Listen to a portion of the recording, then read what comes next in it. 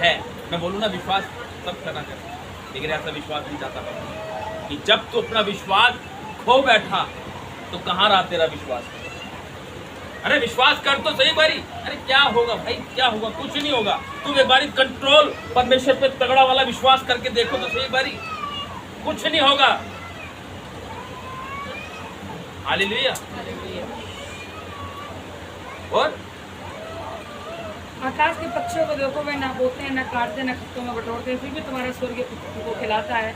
क्या तुम उनसे अधिक मूल्य नहीं रखते? देखो क्या कह रहा है वचन, कह रहा है क्या रहा है परमेश्वर, प्रभु यीशु मसीह कह रहा है 88-56 किसकी गाड़ी है? स्कूटी है।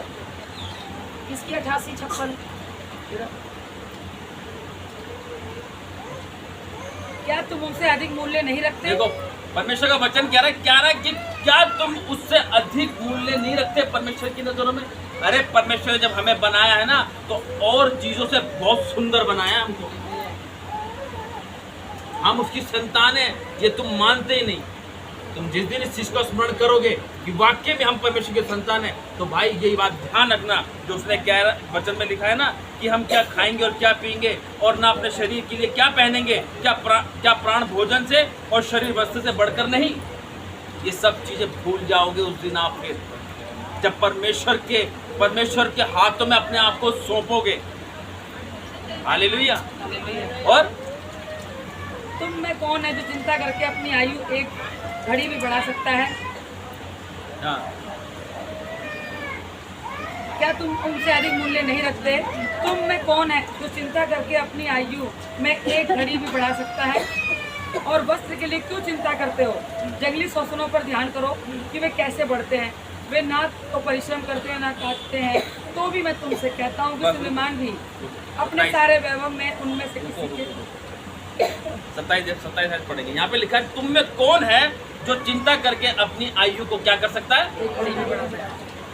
आज एक छोटी सी प्रॉब्लम लाइफ में आई नहीं, इतना बड़ा सर हो जाता है ना। कैसे होगा, अब कैसे होगा, कल तारीख आ जाएगी है, कैसे करेंगे, क्या होगा, है ना। ये तो सोचते रहते क्या करेंगे, अब कल ये हो जाएगा वो हो जाएगा, कैसे करेंगे।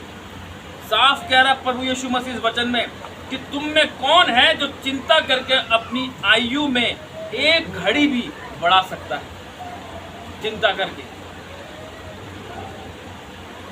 वचन कहता किसी बात की चिंता मत कर क्योंकि मैं तेरे साथ, इधर उधर मत ताक क्योंकि मैं तेरा परमेश्वर यहोवा।